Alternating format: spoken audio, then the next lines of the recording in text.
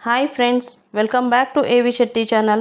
ಇವತ್ತಿನ ಈ ವಿಡಿಯೋದಲ್ಲಿ ಎಕ್ಸಿಟ್ ಕ್ಲಾಸ್ ಮಕ್ಕಳ ಅಂದರೆ LPS ಆಗಿದ್ದರೆ 5ನೇ ತರಗತಿ, HPS ಆಗಿದ್ದರೆ 7ನೇ ತರಗತಿ ಅಥವಾ 8ನೇ ತರಗತಿ ಮತ್ತು ಹೈಸ್ಕೂಲ್ ಆಗಿದ್ದರೆ 10ನೇ ತರಗತಿ ಮಕ್ಕಳ TCಯನ್ನು ಹೇಗೆ ಜನರೇಟ್ ಮಾಡಬೇಕು, ಅದಕ್ಕಿಂತ ಮುಂಚೆ ಮಾಡಬೇಕಾದ ಕೆಲಸ ಏನು ಎಂಬುದರ ಬಗ್ಗೆ ವಿವರವಾಗಿ ತಿಳಿದುಕೊಳ್ಳೋಣ.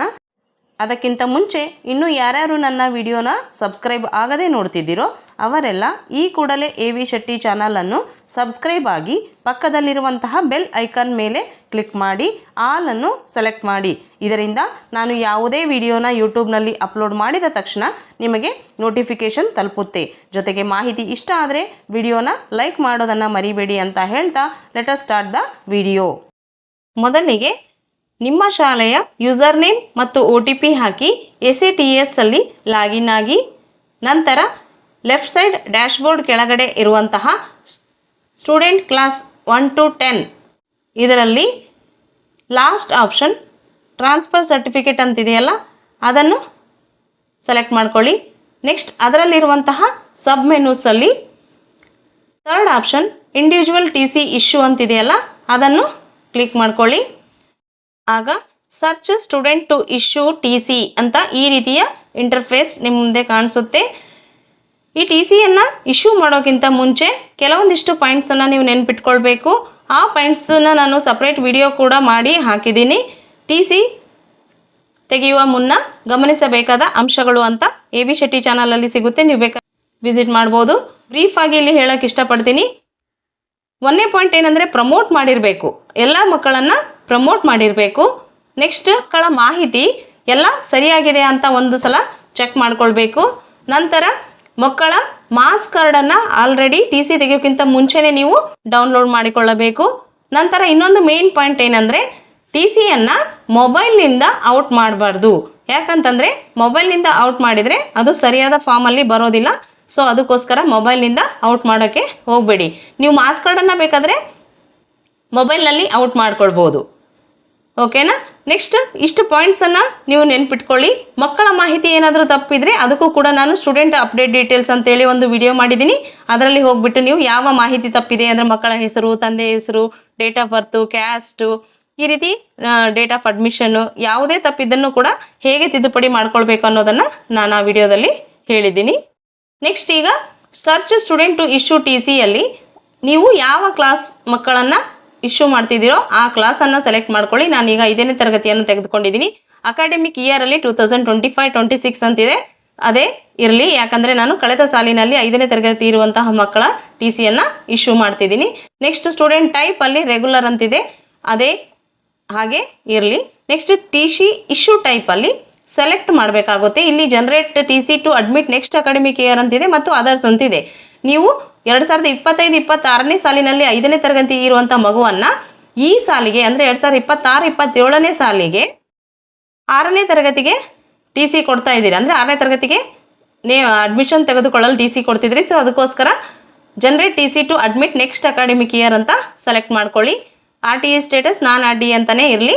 ಸರ್ಚ್ ಮೇಲೆ ಕ್ಲಿಕ್ ಮಾಡಿ, ಸ್ಕ್ರೋಲ್ ಡೌನ್ ಮಾಡಿ, ಆಗ list of students to issue TC ಅಂತೇಳಿ ನೀವು ಸೆಲೆಕ್ಟ್ ಮಾಡಿದ ತರಗತಿಯ ಎಲ್ಲ ಮಕ್ಕಳ ಡೀಟೇಲ್ಸ್ ಇಲ್ಲಿ ನೇಮ್ಸ್ ಡಿಸ್ಪ್ಲೇ ಆಗುತ್ತೆ. ನೀವು ಇಲ್ಲಿ ನೋಡ್ಬೋದು, ಸೀರಿಯಲ್ ನಂಬರ್ ಇದೆ, ಎನ್ರೋಲ್ಮೆಂಟ್ ನಂಬರ್ ಇದೆ, ಸ್ಟೂಡೆಂಟ್ ನೇಮ್ ಇದೆ, ಸ್ಟ್ಯಾಂಡರ್ಡ್ ಇದೆ ಮತ್ತು ಇಶ್ಯೂ ಸರ್ಟಿಫಿಕೇಟ್ ಅಂತ ಲಾಸ್ಟ್ ಕಾಲಮ್ ಇದೆ. ಇಲ್ಲಿ ನಿಮ್ಮ ತರಗತಿಯಲ್ಲಿ ಇರುವಂತಹ ಅಂದರೆ ನೀವೇನು ಸೆಲೆಕ್ಟ್ ಮಾಡಿದಿರಲ್ಲ ಆ ತರಗತಿಯಲ್ಲಿರುವಂತಹ ಎಲ್ಲ ಮಕ್ಕಳ ಹೆಸರು ಡಿಸ್ಪ್ಲೇ ಆಗಿರುತ್ತೆ. ಒಂದು ವೇಳೆ 10 ಮಕ್ಕಳು ಪರ್ ಪೇಜ್ ಇತ್ತಂದರೆ ನೀವಿಲ್ಲಿ ಆಲ್ ಅಂತ ಸೆಲೆಕ್ಟ್ ಮಾಡಿಕೊಂಡ್ರೆ ಎಲ್ಲ ಮಕ್ಕಳ ಹೆಸರುಗಳು ಡಿಸ್ಪ್ಲೇ ಆಗಿರುತ್ತೆ.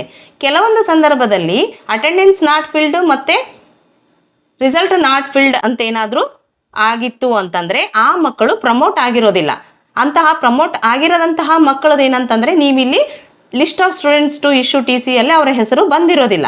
ಸೊ ಆಗ ನೀವೇನು ಮಾಡಬೇಕಾಗುತ್ತೆ, ಮೊದಲು ಒಂದು ಸರಿ ನೀವು ಎಲ್ಲ ತರಗತಿಯ ಎಲ್ಲ ಮಕ್ಕಳು ಹೆಸರಿದ್ದಾವೋ ಇಲ್ವೋ ಅಂತ ಚೆಕ್ ಮಾಡ್ಕೊಳ್ಳಿ.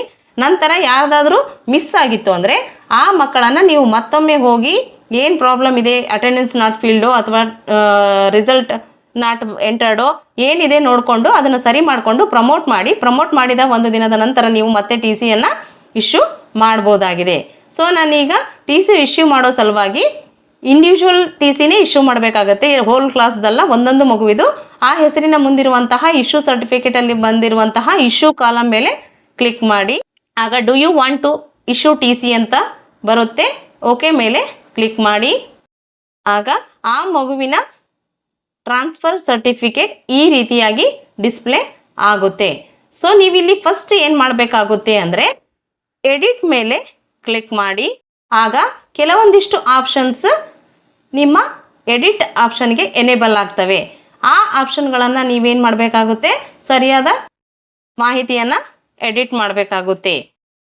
21ನೇ ಪಾಯಿಂಟಲ್ಲಿ month of student last attendance at the school ಅಂತಿದೆ. ಅಂದರೆ ವಿದ್ಯಾರ್ಥಿ ಕಡೇ ಬಾರಿ ಹಾಜರಿದ್ದ ದಿನಾಂಕವನ್ನು ನಾವಿಲ್ಲಿ ಎಡಿಟ್ ಮಾಡಬೇಕಾಗುತ್ತೆ. ನೀವು ಕರ್ಸರನ್ನು ಇಟ್ಟು ಕೂಡ ಎಡಿಟ್ ಮಾಡ್ಬೋದು, ಅಥವಾ ಪಕ್ಕದಲ್ಲಿ ಕ್ಯಾಲೆಂಡರ್ ಸಿಂಬಲ್ ಇದೆಯಲ್ಲ ಅದ್ರ ಮೇಲೆ ಕ್ಲಿಕ್ ಮಾಡಿ. ಮಗು ಈಗ ಫಾರ್ ಎಕ್ಸಾಂಪಲ್ ಏಪ್ರಿಲ್ 10ನೇ ತಾರೀಕು ಆ ಮಗು ಕಡೆಯದಾಗಿ ಹಾಜರಿದ್ರೆ ಏಪ್ರಿಲ್ 10ಅನ್ನು ಸೆಲೆಕ್ಟ್ ಮಾಡ್ಕೊಳ್ಳಿ. ಆಗ ಆ ಡೇಟ್ ಇಲ್ಲಿ ಡಿಸ್ಪ್ಲೇ ಆಗುತ್ತೆ. ನೆಕ್ಸ್ಟ್ ವರ್ಗಾವಣೆ ಪ್ರಮಾಣ ಪತ್ರಕ್ಕಾಗಿ ಅರ್ಜಿಯನ್ನು ಸ್ವೀಕರಿಸಿದ ದಿನಾಂಕವನ್ನು ನೀವು ಇಲ್ಲಿ ಹಾಕಬೇಕು.